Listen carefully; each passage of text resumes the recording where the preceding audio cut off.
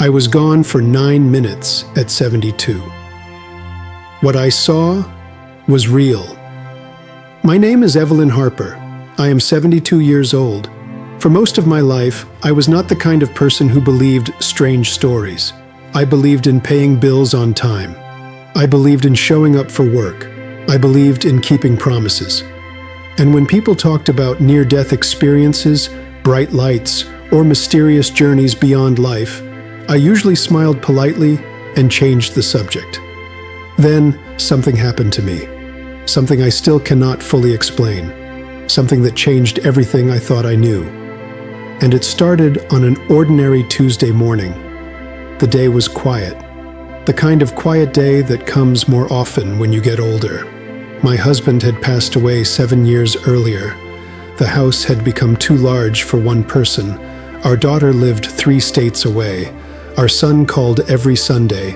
Most days, it was just me, my coffee, and the sound of the old grandfather clock in the hallway. Tick, tick, tick. The clock had belonged to my husband, Robert. Even after all those years, I could still imagine him standing beside it, winding it every Sunday evening. Funny how the smallest things survive after someone is gone. That morning, I woke up around 6. I made oatmeal, watered the plants, watched a little television. Nothing unusual, nothing that would have made me think my life was about to change forever. Around 10 in the morning, I decided to clean the guest room. My granddaughter was planning to visit in a few weeks. The room had become a storage space, boxes, old photo albums, Christmas decorations. As I carried a box across the room, I felt something strange, a pressure, not pain exactly, just pressure, right in the center of my chest. I stopped walking, set the box down, took a deep breath. The feeling passed. At least I thought it had, so I kept working. That was my first mistake. People my age often ignore things. We tell ourselves it is nothing. A sore muscle, indigestion, too much stress. I told myself all those things. About 15 minutes later, the pressure returned, stronger this time. My hands started trembling. The room felt warmer. I remember sitting down on the edge of the bed. Then I reached for my phone. I wanted to call my son, but before I could unlock the screen, everything changed. The pressure became crushing. My vision blurred. The room seemed to tilt sideways. I remember hearing the clock downstairs. Tick, tick, tick. Then suddenly, nothing. At least that is what should have happened. That is what doctors say should happen. But it was not what happened. The first thing I noticed was silence. Complete silence. Not the silence of a quiet room, not the silence of a church. This was different. It felt alive, peaceful, endless. I opened my eyes, or at least it felt like I opened my eyes, and I was standing somewhere. The strange part was that I could not see a floor. There was no ceiling, no walls, no sky. Yet somehow I knew I was standing. The space around me glowed softly, not bright, not blinding, just warm, like golden sunlight through a window on a winter morning. I looked down at my hands. They looked younger, not 20 years old, but healthy, strong. The arthritis that had bothered me for years was gone. The stiffness in my knees had vanished. For the first time in a long time, I felt completely free. I should have been frightened. Instead, I felt calm. More calm than I had ever felt in my life. Then I noticed something else. I was not alone. There was someone standing in the distance, far away, yet somehow close. The figure seemed familiar. I could not explain why. I started walking toward them. Each step felt effortless. No pain, no weakness, no age, just movement. As I got closer, emotions began rising inside me. Not fear, recognition. The feeling you get when you see someone you have not seen for many years. Someone who mattered deeply. My heart began racing. And then the figure stepped forward. I stopped, because I knew that face. I knew it immediately. Even though it looked younger, healthier, brighter, my breath caught, tears filled my eyes. It was Robert, my husband, the man I had buried 7 years earlier, the man whose empty chair still sat beside the dining table, the man whose old jacket still hung in my closet because I could never bring myself to donate it. He looked exactly as I remembered him at about 50 years old. Strong, smiling, his eyes shining. For a moment, I could not speak. Neither of us moved. We simply looked at each other. Then he smiled wider. The same smile that had comforted me through 48 years of marriage, and suddenly every wall inside me collapsed. The grief, the loneliness, the years of pretending I was okay, all of it came pouring out. "Robert?" I whispered. His smile never faded, and then he took a step toward me. What happened next is something I have never forgotten, because the moment he spoke, I realized this place was far stranger and far more real than anything I had ever imagined. "Robert?" My voice shook as I said his name again. He stood only a few feet away now, the same kind eyes, the same gentle smile, but there was something different too. He looked alive, not alive the way we think of life here, something deeper, something brighter, as if every burden he had ever carried was gone. I wanted to run to him. I wanted to hold him, to feel his arms around me one more time. But strangely, I did not move. I simply stood there, looking at the man I had loved for nearly 50 years. Then he spoke. "Evelyn." Just hearing my name nearly broke me. I started crying. Not the quiet tears people see, the deep kind, the kind that comes from years of missing someone, years of loneliness, years of pretending you are stronger than you feel. "I miss you," I said. The words came out instantly, like they had been trapped inside me for years. "I miss you every day." Robert's eyes softened. "I know." That was all he said. 3 simple words. But somehow they carried more comfort than anything I had ever heard. I cannot explain it. It was not only his voice, it was the feeling behind it. The certainty, the understanding, as if he truly knew every tear I had cried after he was gone, every night I had sat alone, every holiday that felt incomplete, every moment I wished he could come back. Then something happened. The space around us changed, the golden light remained, but images began appearing around me, not floating pictures, not like watching television. It felt as if I was standing inside memories, living them again. One moment I was beside Robert. The next I was standing in our first apartment. I gasped. I recognized everything. The tiny kitchen, the worn couch, the old yellow curtains, even the small crack in the wall near the window. I had forgotten that crack existed, yet there it was, perfectly clear. Then another memory appeared, and another, and another. Our wedding day. The birth of our daughter, the first house we bought, family vacations, Sunday dinners, Christmas mornings, thousands of moments, some important, some ordinary. I noticed something strange. The ordinary moments felt just as important as the big ones, maybe more important. A simple evening, laughing together in the kitchen, holding hands during a walk, sharing coffee before work. The little moments I barely noticed at the time now seemed priceless. I felt tears rolling down my face. How many beautiful moments had I rushed through? How many blessings had I treated as normal? At 72, you think you understand life. Standing there, I realized how much I had missed. Then the memories changed. The happy moments faded, harder moments appeared, arguments, misunderstandings, days when I was impatient, days when Robert was distant, words we both wished we could take back. I felt ashamed, but something surprising happened. I was not being judged. Nobody was accusing me. Instead, I experienced those moments from both sides. I felt my own emotions and his at the same time.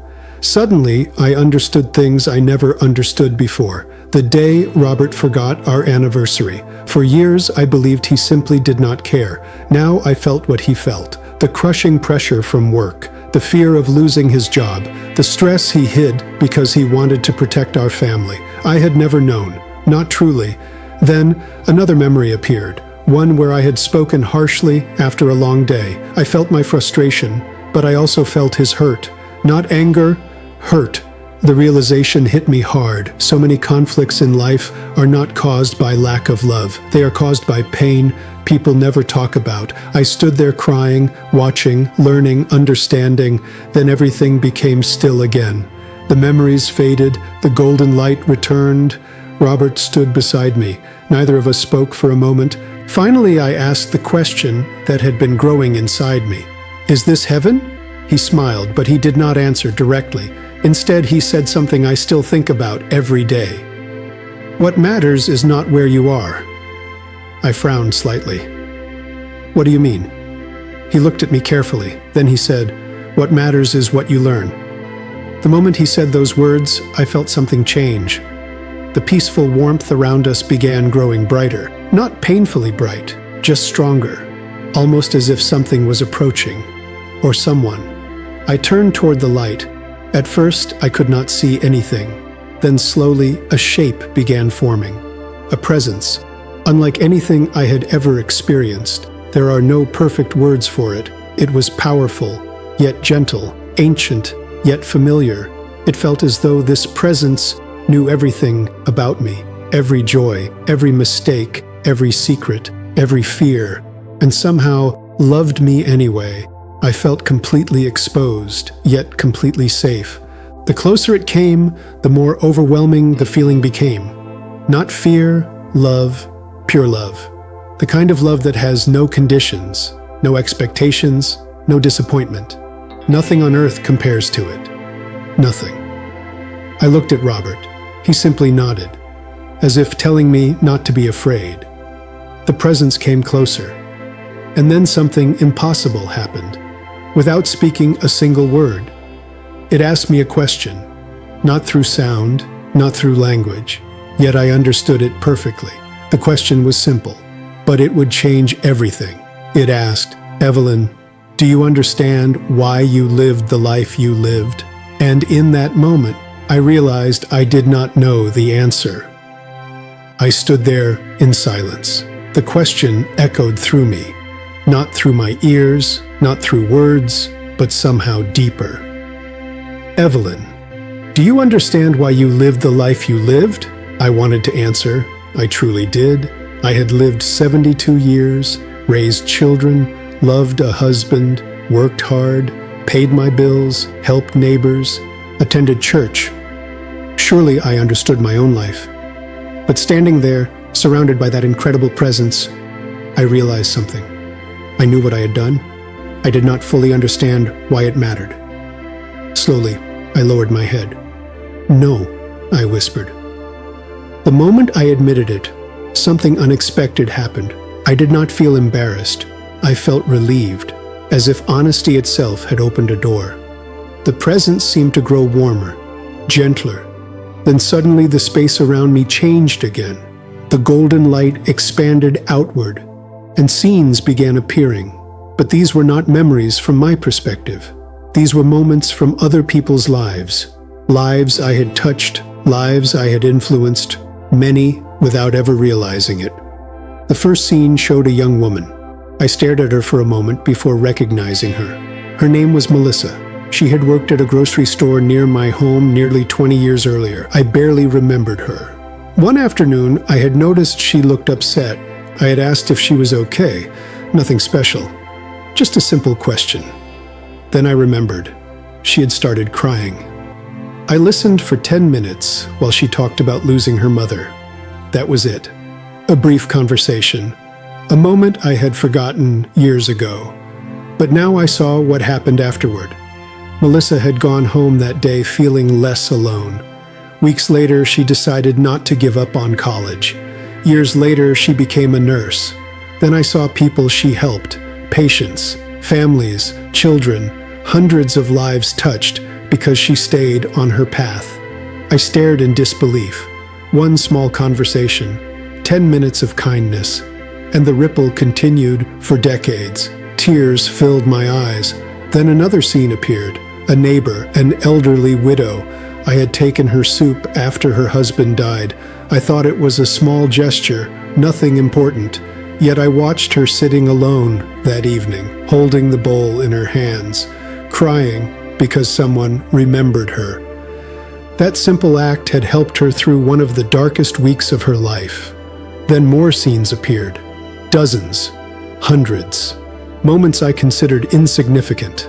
A smile, a phone call, a thank you note, a hug, a few encouraging words, each one creating consequences far beyond what I ever knew.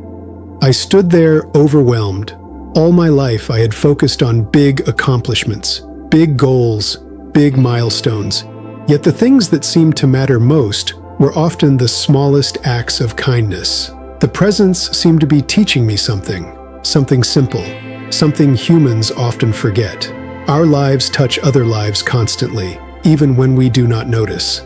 Then the scenes changed again. This time I saw moments where I had failed, moments when I was impatient, dismissive, unkind, moments I wished I could erase. I braced myself, expecting shame, judgment, punishment. But that is not what happened. Instead, I felt understanding. I saw how my mistakes affected people, but I also saw something else. The opportunities I later had to heal those wounds, to apologize, to grow, to become better. For the first time, I understood that life was not about being perfect. It was about learning, growing, loving, trying again. The realization washed over me, like warm water, like peace. Then I noticed Robert standing beside me once more. I looked at him, really looked at him, and suddenly I understood something about our marriage too. For years after his death, I carried regrets. Things I wished I had said, moments I wished I had appreciated more, arguments that seemed important at the time. Standing there, they looked so small. The love had been real. That was what mattered. Not the imperfections, not the misunderstandings, the love. I started crying again. Robert smiled, the same gentle smile. Then he reached toward me, not quite touching me, yet somehow I felt it. Comfort, peace, home. "Evelyn," he said softly, "there is something you still need to see." The moment he spoke those words, the atmosphere changed. The light grew brighter than ever before. Not painful, beautiful, beyond beautiful. The brightness stretched endlessly, and in the distance, I saw something that made my heart stop. A path, or what seemed like a path, radiant, glowing, leading toward a horizon unlike anything I had ever seen. I cannot fully describe it. Earth has no words for it. Every color seemed more alive. Every sound felt musical. Every part of it radiated peace. The longing I felt was overwhelming. I wanted to go there, more than anything. Every worry I had ever carried disappeared. Every fear vanished. For the first time in my life, I understood complete peace. No anxiety, no grief, no loneliness, nothing, just peace. Then I noticed something else. Along that distant horizon, there were people, many people, some familiar, some not. I could not make out their faces, yet I somehow knew they were waiting with patience, waiting with love. And that was when I heard it. A sound, faint at first, far away, like an echo, like someone calling from another world. The sound grew louder, more urgent, more persistent. The beautiful landscape began to flicker. The light shifted. The horizon blurred. I turned toward Robert, fear suddenly rising inside me. Something was happening. Something was pulling me away. His smile remained calm, but there was sadness in his eyes now, not sorrow, understanding, as if he already knew what was coming. I reached toward him.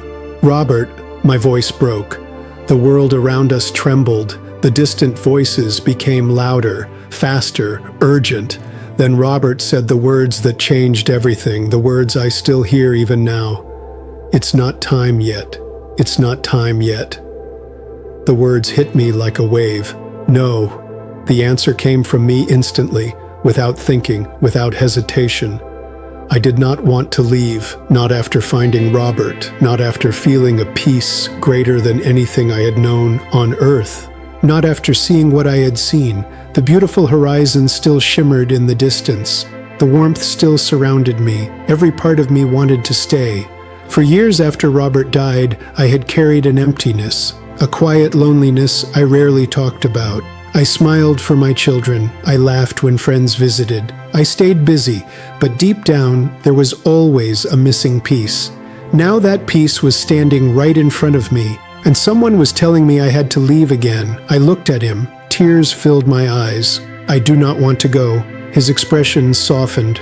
Neither of us spoke for several seconds. Then he smiled, the same smile that had comforted me through decades of marriage. "Evelyn," he said gently, "you are not leaving me." I stared at him. "You are not?" He slowly shook his head. "No." The warmth around us seemed to deepen. Love does not end because you cannot see someone. Those words settled into my heart. Even now, years later, I still think about them. Love does not end because you cannot see someone. For a moment, I felt every year of our marriage, the good days, the difficult days, the ordinary days, the holidays, the arguments, the laughter, the late-night talks, the shared coffee, the silent drives, the simple life we built together. None of it had disappeared, not really. Then Robert looked past me, toward something I could not see. His expression became serious. "Evelyn." I knew immediately this was goodbye, at least for now. A feeling of sadness moved through me. But strangely, it was mixed with peace. Because for the first time since his death, I knew he was okay. More than okay. He was alive in a way I could never fully explain. Then he said one final thing. "Tell them." I frowned. "Tell who?" "Everyone." The light around us brightened. The distant voices grew louder. The world began pulling away. Robert's image started fading. Panic rose inside me. "Wait," I reached toward him. "Tell them what?" His smile returned. Then he spoke the final words I ever heard there. "Tell them life matters." And suddenly everything vanished. The light, the horizon, the peace, the path. Robert, everything, gone. Darkness rushed in, then noise exploded around me. Voices, machines, movement, confusion. I opened my eyes. Bright hospital lights stared back at me. For several seconds, I could not understand where I was. People surrounded me, doctors, nurses. Someone was speaking.